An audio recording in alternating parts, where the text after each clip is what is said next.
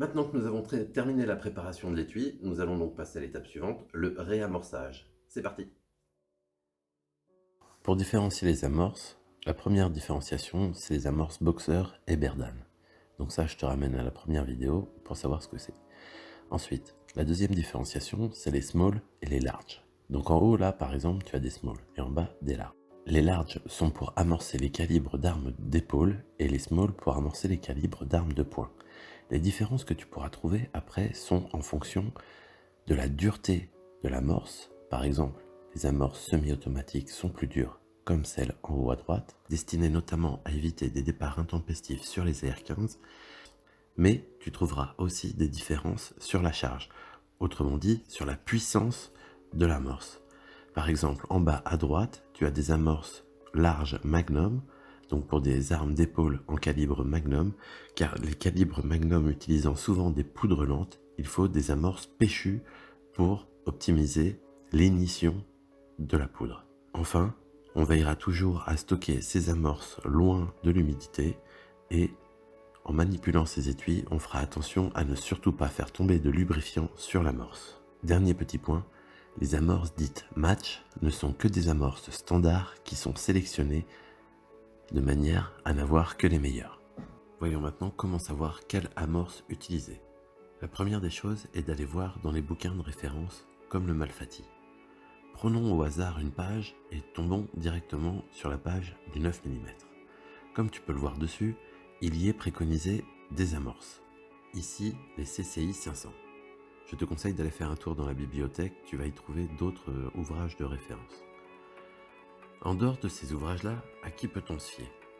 On peut également se fier aux fournisseurs de poudre. Je te mets par exemple ici le rechargement préconisé par Vectan, le fournisseur de poudre de la Tubal 3000, pour le calibre 308 Winchester. Il préconise un amorçage large rifle. Tu peux donc facilement trouver quelle amorce utiliser en fonction du calibre que tu vas rechercher sur internet ou dans les ouvrages de référence. Voyons maintenant ce qu'est un bon amorçage. Prenons ici différents calibres, le 308. Comme tu peux le voir, une amorce, en fait, elle doit être légèrement en retrait du cul de l'étui. Tu vois, là, on voit un léger jour entre le réglé et l'amorce, c'est donc qu'elle est légèrement en retrait. Ici, pour du 6,5 Creedmoor, idem. Donc en fait, l'idée, c'est que lorsque tu poses la douille sur la table, elle repose sur la douille et pas sur l'amorce. Là, pour du 9 mm, encore en retrait, et dernier exemple, du 32 ACP. Voilà, bien en retrait. Voyons maintenant comment est-ce qu'on fait pour amorcer. Alors, je te présente d'abord un outil d'amorçage à main, le Primer Tool de Lee. Celui-ci s'utilise avec des shell plates. Une boîte avec tous les shell plates pour faire tous les calibres.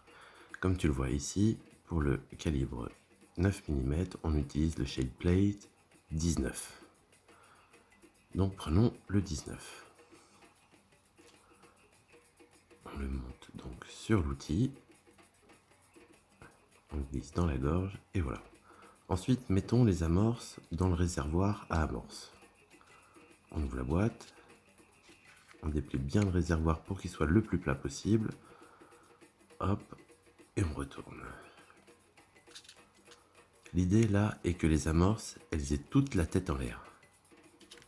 Que la partie à percuter, la partie rouge, soit en haut. Donc on la met maintenant. Il faut refermer le réservoir, donc on met toutes les amorces du même côté du réservoir. Attention. On essaye donc d'avoir que les têtes rouges en l'air. Rien par là, voilà. Là, on va pouvoir, une fois qu'elles sont toutes dans le bon sens, refermer le réservoir. Allez. Donc une, voilà. Ça y est. On referme et on le met sur la position lock pour pas qu'il se réouvre. Ensuite, on met le réservoir sur l'appareil, sur l'outil. On fait glisser les amorces pour qu'elles se présentent devant le trou. Et voilà. On prend un étui à amorcer. Est-ce qu'elle est bien là? On la fait venir. C'est bon, elle est là. Oui. On met l'étui. Et on presse. L'amorce est donc poussé dans le puits d'amorce et l'étui est amorcé. On vérifie, nickel. On peut en faire d'autres. Alors pendant cette opération, on porte toujours des lunettes de protection. Parce que l'amorce étant un explosif, si jamais il se passe quelque chose, il vaut mieux avoir des lunettes de protection. Là je montre face caméra, mais j'évite toujours de regarder à l'intérieur de l'étui quand j'amorce. Je ne mets rien en face de l'étui quand j'amorce en vérité. S'il devait exploser, la charge partirait vers le haut de l'étui. Alors, je t'ai montré qu'on utilisait des shell plates. Faisons un petit point entre ce qu'est un shell plate et la différence avec un shell holder. Le shell holder, comme tu l'as vu, ça sert à maintenir les étuis sur une presse. Le shell plate, ça sert à maintenir l'étui sur un outil d'amorçage. Alors bien sûr, comme c'est du 9 mm pour les deux, ils ont le même diamètre, mais voilà. En dessous, c'est très différent. Le shell holder, lui, a une espèce de bourrelet pour être maintenu sur la presse. Le shell plate, lui, est tout plat. Passons maintenant à un amorçage sur presse. Voyons voir sur une monostation. Alors, comme d'habitude, on utilise le shell holder. On va faire du 9 mm, donc c'est celui du 9 mm. Et on utilise ce petit outil que je t'avais fait utiliser également dans le cadre du désamorçage. Alors il en existe toujours de deux sortes, le small et le large. Comme on va faire du 9 mm, on prend le small, on le met en place, et là on va l'utiliser dans sa fonction d'amorçage. Donc on met une amorce dedans, le rouge en l'air, on met un étui à amorcer, on le redescend, on serre fort, et encore une fois, l'amorce est montée dans l'étui, et l'étui est amorcé. Légèrement en retrait, parfait.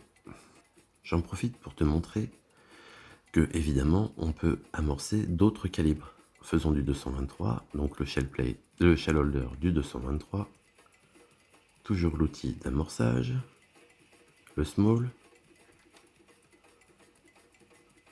hop, on met l'étui, on met une amorce, le rouge vers le haut, et en descendant le bélier et en serrant fort, voilà, c'est amorcé. Vérifie, l'amorce est en deçà du cul de l'étui, c'est parfait. Je vais maintenant te parler des presses multipostes. Selon moi, l'amorçage est la première opération qu'on peut faire sur une presse multiposte. Voici à quoi ça ressemble. L'idée d'une multiposte, c'est que tu peux utiliser plusieurs outils en même temps. Enfin, les uns après les autres en vérité. Tu vois, là j'ai un évaseur, ici mise à la poudre, et ici un siégeur. Donc en montant cet outil sur la presse, à chaque fois que je vais baisser et relever le bélier, voilà, les outils font un quart de tour. Et donc on comprend que je peux faire différentes opérations simultanées. Il s'avère que ma presse a un petit problème d'indexage en ce moment. Je dois changer ou refaire une petite pièce, je le ferai à la fin du confinement. J'en profite aussi pour dire qu'une vraie multiposte doit pouvoir logiquement traiter plusieurs étuis en même temps. La mienne n'en traite qu'un, donc c'est pas tout à fait une multiposte. Donc pour amorcer sur une multiposte, on met toujours le shell holder, on utilise l'outil d'amorçage, le même que sur la presse monostation. Je pense que l'amorçage est la première opération qu'on peut faire sur une multiposte, parce que nécessairement, il nous faut des étuis propres. Or, on ne peut pas nettoyer les étuis et réaliser les puits d'amorce sur une multiposte. Donc voilà, pour amorcer, comme précédemment, on met une amorce, un étui à amorcer, on appuie, et voilà. C'est amorcé comme sur la monostation. Comment est-ce qu'on intègre donc l'amorçage dans les opérations successives du 9 mm sur une multiposte? Alors, je te fais une démonstration, donc toujours comme d'habitude, le shell holder. On met un étui qui est prêt à être amorcé, on recale le tout. Alors là, tu vois, je suis en face du trou vide. Première opération que je fais, c'est l'amorçage. Donc je mets une amorce tête rouge en haut, hop, j'amorce. Ensuite, j'effectue la première rotation, hop, et j'évase. Voilà, les deux premières opérations qu'on fait, pour moi, selon moi, pour du 9 mm sur une multiposte. À suivre.